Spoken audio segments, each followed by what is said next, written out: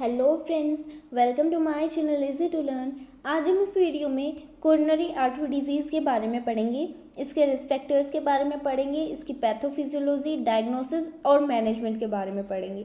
ठीक है, सो ये कोरोनरी आर्टरी डिजीज़ होता क्या है? It is a term applied to obstructive blood flow through the coronary arteries to the heart muscle. ये एक टर्म होती है जिसको हम क्या बोलते हैं, जब कोरोनरी आर्टरी होती है वो हार्ट मसल को ब्लड फ्लो करती है, जो वो ऑब्स्ट्रक्ट हो जाती है। ऑब्स्ट्रक्ट हो जाएगी तो ब्लड फ्लो नहीं हो पाएगा हार्ट मसल्स को और कोरोनरी आर्टरी डिजीज़ हो जाती है। सो प्राइमरी कोज क्या होता है कोरोनरी आर्टरी डिजीज़ का? अर्थरोस्क्लेरोसिस। सो अर्थरोस्क्लेरोसिस पे मैंने वीडियो बना रखी है, मैंने डिस्क्रिप्शन में दिया, आप चेक कर सकते हैं वहाँ पे जाके। If blood flow reduction resulting from CAD is severe and prolonged, अगर जो ब्लड फ्लो रिडक्शन हो गया है वो बहुत ज़्यादा सीवियर है, बहुत ज़्यादा प्रोलॉन्ग लंबे समय तक रह गया है, ब्लड फ्लो हो ही नहीं रहा है, तो उसकी वजह से हार्ट अटैक की कंडीशन आ जाएगी। हार्ट अटैक को हम मायोकार्डियल इन्फेक्शन भी बोलते हैं। ये हो सकती है और ये चेंजेस जो होते हैं वो इरिवर्सिबल होते हैं, मीन्स कभी ठीक ना होने वाले सिम्टम्स हो जाते हैं, डैमेज हो जाता है, इसलिए ट्रीटमेंट ज़रूरी होता है इसका। नेक्स्ट अब हम देख लेते हैं कि कौन कौन रिस्क फैक्टर्स पे होता है, कौन कौन रिस्क पे होता है ये कंडीशन। तो रिस्क फैक्टर्स को हम दो टाइप में देखेंगे, जो कि हम चेंज कर सकते हैं और जो कि हम चेंज नहीं कर सकते। जो हम चेंज नहीं कर सकते उसमें आएगा हेरिडिटी।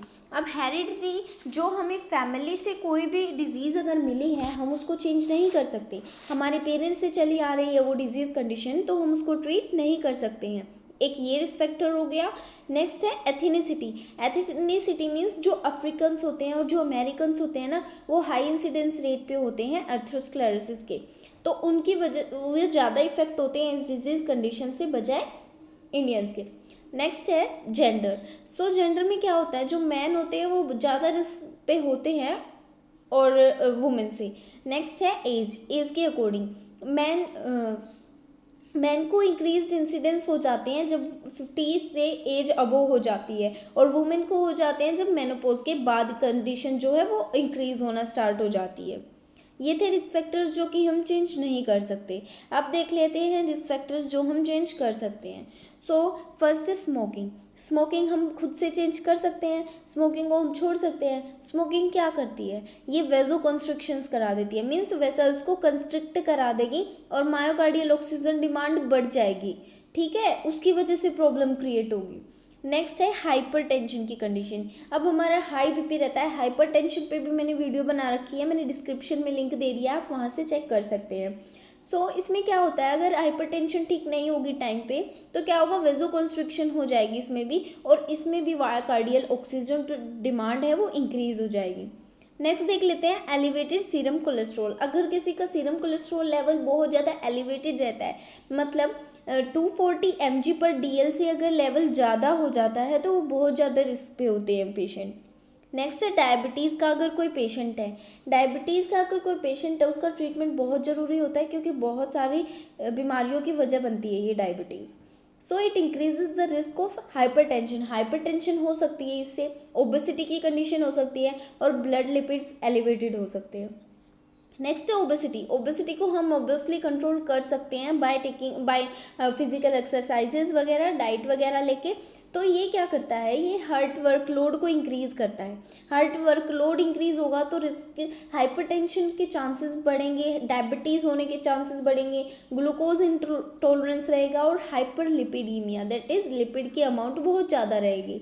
अंडरस्टैंड। नेक्स्ट है स्ट्रेस में क्या होगा, अगर स्ट्रेस रहेगा पेशेंट को तो उसकी वजह से भी हार्ट वर्कलोड रहेगा, हार्ट वर्कलोड बहुत ज़्यादा इंक्रीज हो जाएगा और हाइपरटेंशन की कंडीशन के चांसेस बहुत ज़्यादा रहेंगे। नेक्स्ट है एलिवेटेड सीरम होमोसिस्टीन। इसमें क्या होता है, इसकी वजह से क्या होता है, जो CAD के चांसेस होते हैं वो बहुत ज़्यादा इंक्रीज हो जाते हैं। जो खाने होते हैं, खाना जैसे कि जिसमें फोलिक एसिड होता है किसमें, जैसे फ्रूट्स हो गई, ग्रीन लीफी वेजिटेबल्स होगी, तो वो हिमोसिस्टीन के लेवल को कम कर सकती है। ज़्यादा नहीं रखना है, कम करना है हमें, कम करने के लिए हमें ग्रीन लीफी वेजिटेबल्स और जितना उसके फ्रूट्स वगैरह खाने हैं। नेक्स्ट है सीडेंट्री लाइफस्टाइल। जो लाइफस्टाइल हमारा सीडेंट्री होता है, जैसे कि वो उसकी वजह से होता क्या है, ओबेसिटी हो जाएगी, हाइपरटेंशन रहेगा, हाइपरलिपिडीमिया रहेगा।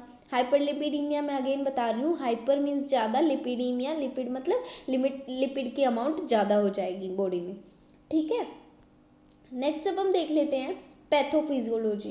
सो पैथोफिजियोलॉजी में क्या होगा, जैसे कि हमने एथेरोस्क्लेरोसिस में पढ़ा है, एथेरोस्क्लेरोसिस में हमने पढ़ा है कि उसमें क्या होता है, फैटी डिपॉजिट हो जाता है मिनरल्स का, और उसकी वजह से क्या होगा, प्लेग फॉर्मेशन होगी। प्लेग को हम एर्थ्रोमा भी बोल देते हैं। सो ये जो प्लेग फॉर्मेशन हो जाती है उसकी वजह से क्या होगा, स्टीनोसिस हो जाएगी और इवेंचुअली ऑक्लूजन हो जाएगा आर्टरी का।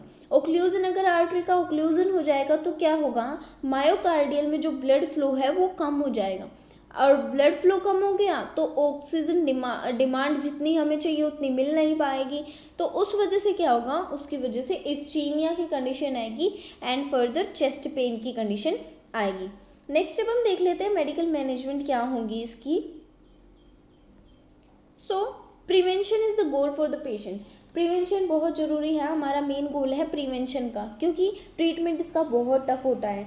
नेक्स्ट है हमें पेशेंट को एजुकेट करना होगा कि क्या क्या उसे डाइटरी चेंजेस करनी है, उसे स्मोकिंग नहीं करनी है, हाइपरटेंशन उसे अपना कंट्रोल में रखना है, डायबिटीज़ का पेशेंट है तो उसको अपनी डायबिटीज़ को कंट्रोल में रखना है, दवाइयाँ वगैरह टाइम पे लेनी है, ठीक है। और उसके लिए मेडिकेशन हम क्या क्या प्रेफर कर सकते हैं, कोलेस्ट्रॉल लोवरिंग जो मेडिकेशंस होती हैं और एंटीकोएगुलेंट्स जो होते हैं, हम वो वाली मेडिकेशंस प्रिस्क्राइब कर सकते हैं पेशेंट को। नेक्स्ट देख लेते हैं, कुछ सर्जरी वगैरह होती हैं इसकी, तो सर्जरी देख लेते हैं एक बार। फर्स्ट है परक्यूटेनियस ट्रांसल्यूमिनियल कोरोनरी एंजियोप्लास्टी, PTCA। सो PTCA में क्या होता है, ये एक इन्वेजिव प्रोसीजर होता है और उसकी वजह से क्या होता है, सिम्टम्स कम करने की हेल्प करता है, ये सिम्टम्स को कम कर देता है। इसमें क्या करते हैं, हम एक बार डायग्राम के थ्रू देख लेते हैं। इसमें क्या करते हैं, ये हमारे एथेरोस्क्लेरोसिस की कंडीशन हो गई है, अब ब्लड वेसल्स में क्या है, ब्लड कम फ्लो कर रहा है, तो इसमें क्या करेंगे, हम एक कैथेटर डालते हैं। ये हमारा कैथेटर है, ये कैथेटर डाला और इसके जो एंड पे है वो क्या है, एक बैलून है। अब हम कैथेटर को वहाँ पे डालेंगे जहाँ पे आर्टरी ब्लॉक हो रखी है, जहाँ पे एथेरोस्क्लेरोसिस फॉर्मेशन हो रखी है, हमने यहाँ पे डाल दिया, कैथेटर डाल दिया। उसके बाद हम क्या करेंगे, जो बैलून है उसको इन्फ्लेट कर देंगे। इन्फ्लेट कर देंगे तो जो एथेरोस्क्लेरोसिस है वो साइड की तरफ चला जाएगा, उसकी वजह से क्या होगा, वो कंप्रेस हो जाएगा। और जगह देखो, यहाँ पे देख लेते हैं, यहाँ पे बहुत कम ब्लड फ्लो हो रहा है, यहाँ पे ज़्यादा हो जाएगा, तो इसकी वजह से क्या होगा, थोड़ी बहुत सिम्टम्स रिड्यूस हो जाते हैं इस सर्जरी की वजह से, ठीक है, अंडरस्टैंड। नेक्स्ट देख लेते हैं सर्जरी कोरोनरी एंथ्रेक्टमी। अब कोरोनरी एंथ्रेक्टमी में क्या होता है, इसमें हम कट कर देते हैं, रिमूव कर देते हैं प्लेग को। ये हमारा प्लेग फॉर्मेशन हो रखा है, अब इसको कट कर देंगे। कट करने के बाद क्या करेंगे, इसमें क्या करते हैं, कैथेटर डालते हैं जिसके साइड में रोटेटिंग ब्लेड्स होते हैं, तो वो ब्लेड क्या करेंगे, शेव ऑफ कर देंगे प्लेग्स को और रिमूव कर देंगे इन सब चीज़ों को। उसकी वजह से क्या, और हाँ, सर्जरी के बाद हमें कैल्शियम चैनल ब्लॉकर्स देने होते हैं ताकि वेजोस्पाज्म ना हो और जो कटर है मीन्स वेजल ना कट जाए उस वजह से, ठीक है। और ब्लड क्लोटिंग को प्रिवेंट करने के लिए हम एंटीप्लेटलेट एजेंट्स देते हैं प्रोसीजर के बाद, अंडरस्टैंड। नेक्स्ट देख लेते हैं कोरोनरी आर्टरी स्टंट। सो कोरोनरी आर्टरी स्टंट में क्या होता है, ये क्या करता है, ये क्लोजर कर देता है कोरोनरी आर्टरी को, लीजन को, एथेरोस्क्लेरोसिस लीजन से प्रिवेंट करता है। डायग्राम की हेल्प से हम देख लेते हैं। इसमें क्या होता है, एक स्टंट डाला जाता है जो कि सपोर्ट प्रोवाइड करता है कोरोनरी आर्टरी को। ये स्टंट डाल दिया, ये बलून इन्फ्लेट कर दिया और ये सपोर्ट प्रोवाइड कर देगा। ये स्टंट है हमारा, ये जाली से दिख रही है ना, स्टंट है। सो ये सपोर्ट प्रोवाइड करता है, एरिया दे देता है ब्लड को पास आउट होने के लिए। सो ये डिफरेंट टाइप के मटेरियल से बन जाता है, जैसे कि बायो एब्जॉर्बल मटेरियल्स होते हैं, स्टेनलेस स्टील मैश होता है, तो इन सब चीज़ों की वजह से, और इसके डिज़ाइन भी अलग अलग होते हैं, सेल्फ एक्सपेंडिंग भी होता है और बलून एक्सपेंडेबल भी होता है, तो ये सारे स्टंट यूज़ कर सकते हैं। अब इसकी वजह से कुछ कॉम्प्लिकेशंस भी होती है। कॉम्प्लिकेशंस क्या होंगी, थ्रोम्बोसिस की कंडीशन हो जाएगी। नेक्स्ट है क्या होगा, इसमें ब्लीडिंग होगी, एंटीकोएगुलेशन होगा, स्टंट ओक्लूजन होगी और कोरोनरी आर्टरी डिसेक्शन होगा। अब anti platelet and anti coagulant हम दे सकते हैं इस कॉम्प्लिकेशन को प्रिवेंट करने के लिए। हम नहीं चाहते ये कॉम्प्लिकेशंस हो, तो हमें पहले ही ये देनी होगी, प्रोसीजर के बाद हमें ये देनी है। कौन कौन सी? एंटी प्लेटलेट्स में आ जाएगा हमारा टिक्लोपिडीन, एंड एंटी कोएगुलेंट देनी है जिसमें हमारा आ सकता है वेरफेरिन। ओके, ये सारी हमें मेडिकेशंस प्रिस्क्राइब करनी है। अब जो एंटी प्लेटलेट एजेंट है वो लंबे समय तक लेना है, लेकिन जो एंटी कोएगुलेंट है वो 6 वीक में, मतलब 6 वीक तक ही चाहिए प्रोसीजर के बाद।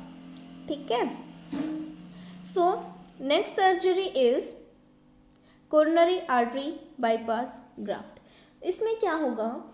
इस सर्जरी में क्या होता है? 1 और मोर ब्लॉक्ड कोरोनरी आर्टरीज बाईपासिंग। इसमें 1 और मोर जो ब्लॉक्ड आर्टरी होती हैं वो इन्वॉल्व होती हैं। तो जो पेशेंट होते हैं बहुत ज़्यादा रिस्क पे होते हैं कोरोनरी आर्टरी डिजीज़ के, तो उस कंडीशन में पेशेंट को ये सर्जरी प्रोवाइड करी जाती है।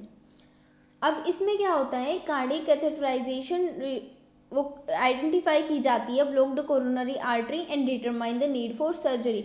इसमें क्या होता है कि ब्लॉक्ड आर्टरी को हम आइडेंटिफाई करेंगे और डिटरमाइन करेंगे कि सर्जरी की नीड है या नहीं। उसके बाद ये बाईपास ग्राफ्ट सर्जरी की जाती है। नेक्स्ट है ट्रांसमायोकार्डियल लेज़र रिवेस्कुलराइजेशन। ये हमारी न्यू ट्रीटमेंट ऑप्शन है पेशेंट्स के लिए जो कि एंजियोप्लास्टी और कोरोनरी आर्टरी बाईपास सर्जरी नहीं करा सकते जो पेशेंट, उनके लिए। तो इसमें क्या होता है? चैनल्स बनाए जाते हैं मायोकार्डियम जो लेयर होती है वेंट्रिकल्स के थ्रू, उसमें चैनल्स बनाए जाते हैं और फाइब्रोप्टिक कैथेटर डाला जाता है। इसका अभी तक ये पता नहीं चला है कि ये जो प्रोसीजर है ये कैसे क्या करके जो सिम्टम्स को रिड्यूस कर देता है इस्चीमिया के, एंड क्वालिटी लाइफ प्रोवाइड करता है पेशेंट को। तो अभी इसका मेन रीज़न पता नहीं चला है, ये न्यू सर्जरी है। नेक्स्ट देख लेते हैं हम नर्सिंग प्रोसीजर। नर्सिंग प्रोसीजर में क्या होगा? सबसे पहले तो हमारा मेन ऑप्शन होता है पेशेंट को एजुकेट करना। पहले तो हमें उसका मॉनिटर करना होगा, बीपी कितना है, हार्ट रेट मेज़र करना होगा, time to time vitals check करनी होंगी। अब हमें एबनॉर्मल वैल्यूज़ डॉक्यूमेंट करनी होंगी पेशेंट की। नेक्स्ट पेशेंट की केयर करनी है, टीच करना है पेशेंट को, उसको बताना है कि कैसे हम कंट्रोल कर सकते हैं अपने रिस्क फैक्टर्स को और कैसे सिम्टम्स को मैनेज कर सकते हैं, उस पर फोकस करके। तो ये सब था कोरोनरी आर्टरी डिजीज़ के बारे में। होप कि आपको क्लियर हो गया होगा। Thanks for watching. और अगर आपको मेरी वीडियो पसंद आई तो प्लीज़ लाइक कर दीजिए, सब्सक्राइब कर दीजिए एंड कमेंट करके बताना कि आपको ये वीडियो कैसी लगी, एंड फ्रेंड्स के साथ शेयर करें। Thank you.